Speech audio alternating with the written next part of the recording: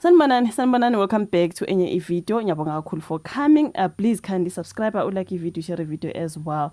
So lana guys, ngifuna ukukhuluma ngodaba luka Jackie Phamuze no Cindy Makhathini. There was a story where Jackie Phamuze just came out on Twitter wathi yena ke uCindy Makhathini is busy DMing her man. Okay, kune post ukhona umuntu obepostile. I think this was on Twitter if I'm not mistaken. Jackie ulona sorry uCindy Makhathini on her pictures there kunendoda ethe yena will you marry me. You know, sometimes you post isithombe abantu will say whatever they say. Wathi will you marry me?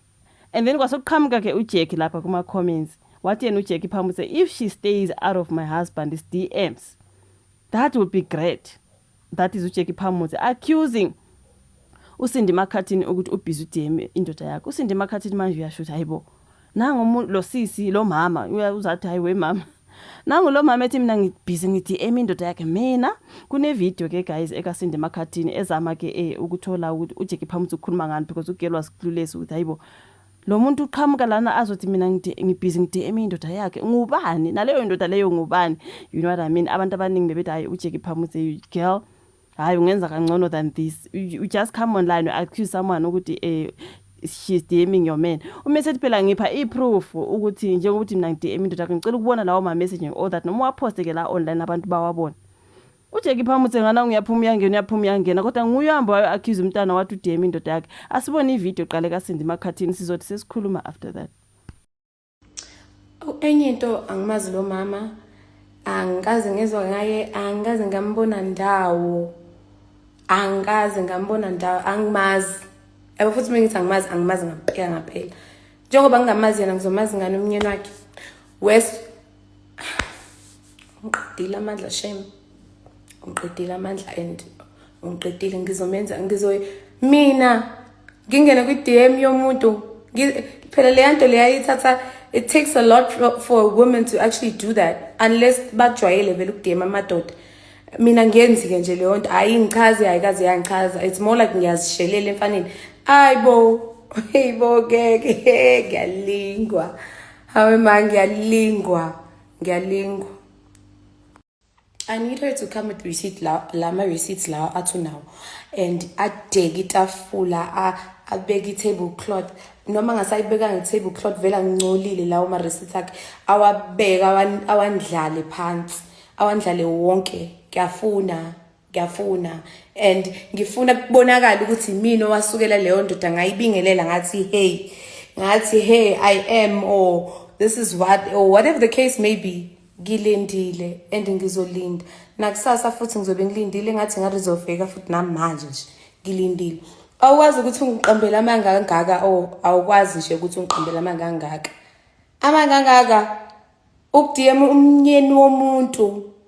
Mina Ibo guys ngikholwa mina so expect to me I go off my ways and DM amadoda nge-spare time sami never sesingeke ukubone lokho ngeke. Cindy Makhathini was shocked guys as you hear her from the video that she posted ukuthi ayibona mina DMing her man. Mina lona nginesikhathi sokushona ngihlela lapha ngidm amadoda especially married men. Sisi only if you know how I don't like married men. So you know, so uCindy Makhathini had to confront uJackie because guys, if you know very ukuthi into awuyenzanga, you know, you can see you can tell from uCindy Makhathini ukuthi uyasukelwa okay uthi ayibo hey nangu, you know what I mean. So let me just read. I'm gonna throw it as well on my screen. Like very bold sana, when my name was being dragged no one cared to think of the Popia Act. I am asking her to post.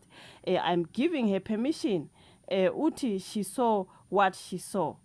I ungihlulile shem. This is uCindy Makhathini. uJackie Phamuze. Okay, let us go to their conversation now first.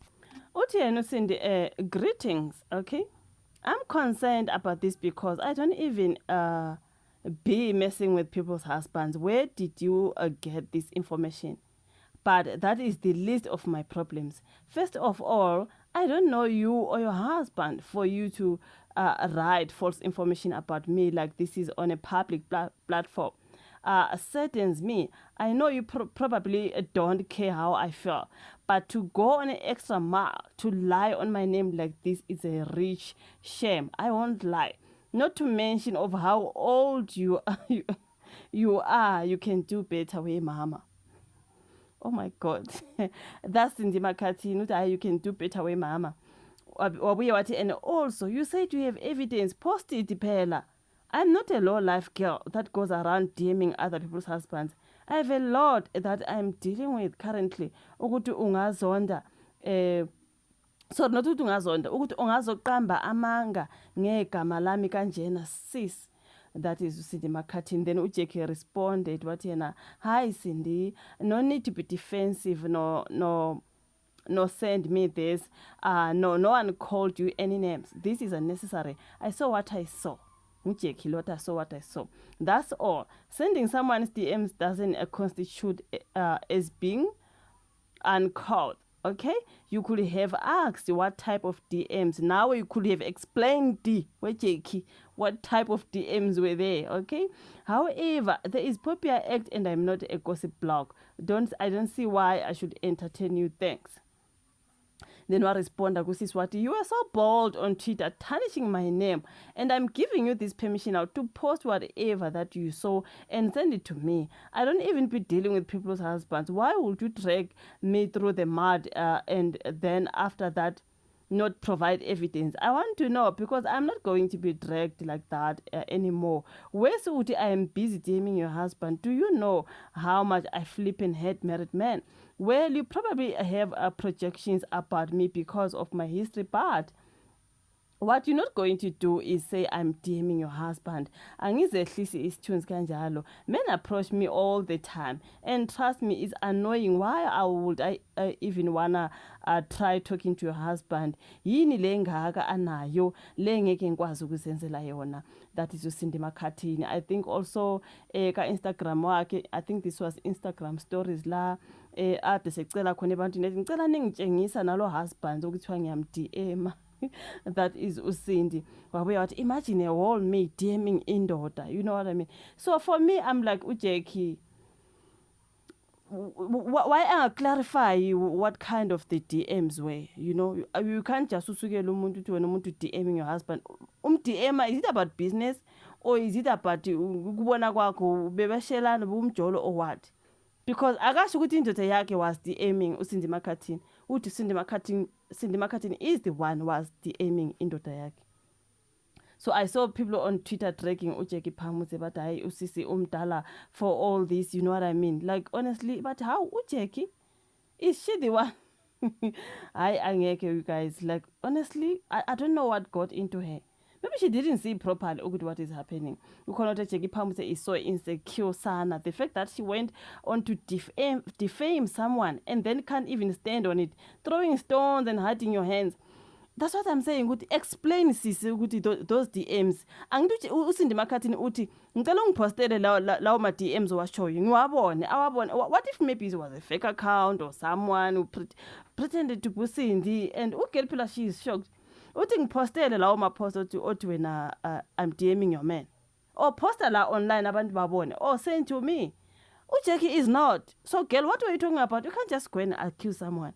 Umesethi ngiphaphela iproof leyo ukuthi wena mina ngidm indoda yakho awusamnikeza iproof futhi awusamchazeli. Usemanethi you don't need to be so defensive. She has to be, because you accused her of DMing your man. Kumele azidefend, uyasho uyaqonda ngqo, umqonde ngqo. What is ngicela ungisendele lezo zinto okhuluma ngazo, because I'm desperate here. You are tarnishing my name uthi mina I'm DMing your man for what? And uyachaza uCindy McCartin, the way I hate married men. So Ujeki, what kind of DMs? And bese kumele achaze. Now you're talking about Popular Act. I know about Popular Act. Hey, I'm not a gossip blog. You sounded like a gossip blog. You can't just bala. Uye ka Twitter uyethi someone is DMing your man. About what? You know what I mean? About what? Here is what Jeki Phamuse had to say after being confronted by uCindy McCartin for accusing her of DMing her man. So a lot of people are tracking Ujeki for not providing proof. uCindy McCartin uthi ngiphe iproof yalento ishoyo uthi mina I'm DMing your man. Ujeki akasays in a proof. So why did you speak in the first place, girl? Ngeke accuse umuntu mase sithi awumbonise lento okhuluma ngayo usambonisi. Hayi cha, Ujeki naye she needed to do better than this, guys. Like, honestly speaking, No, guys, Jackie Pamsen needs to come forward and clarify if this is the same man she exposed in her book. She needs, okay, this is about a book. So people are asking because there's a particular man that is posted here on Twitter about Betty Jackie's ex. Betty, hey, Jackie Unesbindi, was she dating this man? What? Okay. Because the tweets here are just a mix up. This is the now Cindy Makhathini, but addressing Jackie Phamuse after Jackie asked Cindy Makhathini to stop messaging her husband. Ugelo wam address her quick. Let up a proof Jackie usayajika. So why did you even go public in the first place? Someone was even saying ukuthi uJackie akakhathali ukusuyishwa abantu. She was being sued, remember, by the Khumalos, Basitsana Khumalo and the husband, Baba Romeo Khumalo. That's why she's under house arrest. Now she's coming. Uzoqambela omunye umuntu amangavote. What if uCindy Makhathini sues you for defamation of character? What do you mean, girl? Awukhathali ngayela ama lawsuits. Hayi ngeke guys, uJackie na she could have done better, but anyways it is what it is. Thank you so much for watching the video. Thank you very much. We'll meet again on my next upload. Do not forget to subscribe, like, share, put the notification bell on. Then we'll meet again on the next one. Bye.